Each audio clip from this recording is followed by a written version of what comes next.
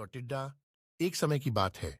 एक हरित परियों में एक मिट्टी के कोल में एक कोली में एक खुरदुर करता हुआ टिड्डा रहता था। कीड़े अपने नेस्ट में भोजन इकट्ठा करने के लिए दिन रात मेहनत करते थे, जबकि टिड्डा धूप में गाता और नृत्य करता रहता था। जैसे ही गर्म दिन सुखद शरद बन गए, कीड़े अपने शीतकालीन महीनों के लिए जितना संभव हो सकता था भोजन का इकट्ठा करने का प्रयास करने लगे। वह अपने अंडरग्राउंड गुफा में भोजन को संजोकर रखते थे। वहीं टिड्डा धीरे धीरे खेलने के साथ खेलना जारी रखता था, उनके दोस्तों की चेतावनियों को ध्यान में नहीं रखते हुए। एक दिन जब पहले ही बर्फ गिरने लगे, टिड्डा ने महसूस किया कि उसके पास शीतकालीन महीनों के लिए कोई भोजन नहीं था। भूख और ठंड में पीड़ित होकर वह कीड़े के कोल की ओर दौड़ा। कृपया प्यारे कीड़े, मैं भूखा हूं। क्या तुम जो गर्मियों के महीने में है मुझे थोड़ा भोजन देने के लिए तैयार हो सकते हो? टिड्डा ने बेगारी की। जो कीड़े जिन्होंने संबोधन कीड़े के लिए तैयारी करते हुए कड़ी मेहनत की थी, टिड्डा की दिशा में दुखा और उन्हें भूल गए।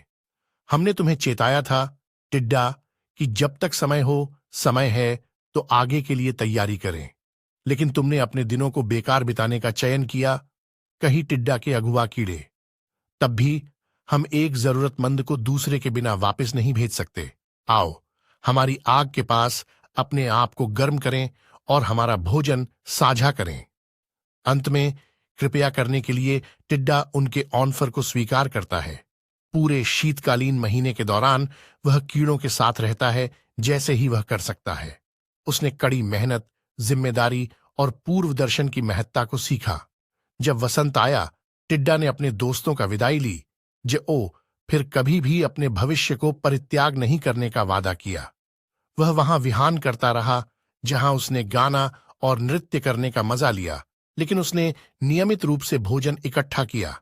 जब कीड़े टिड्डे के परिवर्तन से प्रभावित होकर उसे अपने कॉलोनी का आदर्श सदस्य स्वागत करते हैं, साथ में वे दया, दयालुता और भविष्य के लिए तैयारी की महत्ता का उत्साह मनाते हैं।